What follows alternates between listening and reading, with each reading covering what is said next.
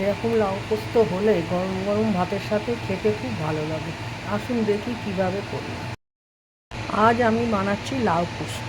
তার জন্যে আমি প্রথমে কড়াইয়ে 5 ফোড়ন আর শুকনো লঙ্কা দিয়ে দিয়েছি।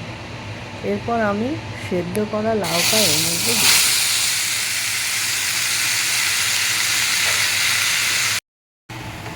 এবার এর মধ্যে আমি দিয়ে দিলাম কিছু গুঁড়ো মশলা, সামান্য হলুদ গুঁড়ো, লঙ্কা গুঁড়ো, সামান্য লবণ আর 1 চামচ মিষ্টি।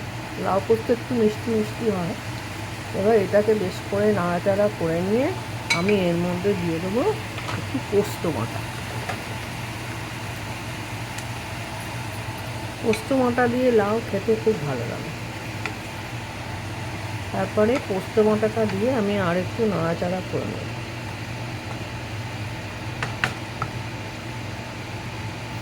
এবার আমি এর মধ্যে দিয়ে দেবো সামান্য একটু ময়দার গুঁড়ো। একটু ময়দার গুঁড়ো দিলে এটা একটু টাইট টাইট হয় আর খেতেও ভালো। লাউ পোস্ত একদম রেডি।